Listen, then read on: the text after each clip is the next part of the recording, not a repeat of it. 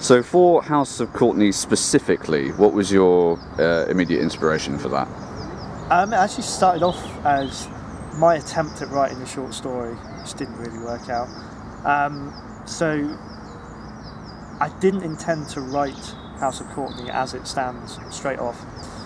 I started off with one of the stories I had in there. Omidia was the first book outside of my Wildemore Apocalypse trilogy that I attempted to write, and it came off of one of the real sort of phobias that I've had since, that I've grown up with, and it's one that that a lot of people can relate to. I won't give too much away. But it started with that, and then I wrote another one specifically for Halloween, which touched on my fascination with the underworld and sort of my perception of what it's like, what happens when you pass over. And then I found one common thread that I could actually use to tie the two books together, the two stories together. And in the process, I had the moniker of House of Courtenay had existed in some form with me since I wrote my first book, Acolyte, because it's one of the roads that I used to sit near in my car each day to write. The whole Courtenay thing seems to have stuck with me.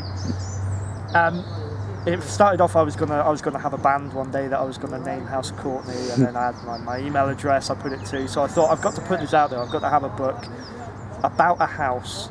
I didn't really know what the quality was, what the premise was, but I love things like House on Haunted Hill and Texas Chainsaw Massacre, where they're all set in a house in the middle of nowhere, which is very sinister. And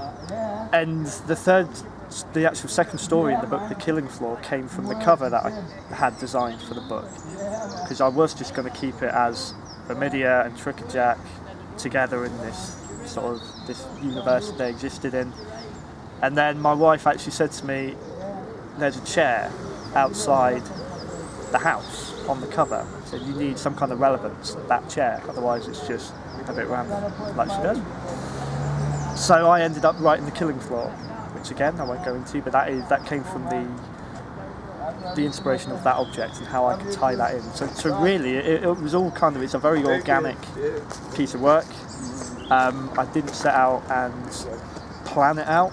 The stories just came to me, and then I was able to just sort of tie them together with this image of this house that housed this history surrounding all of these three stories.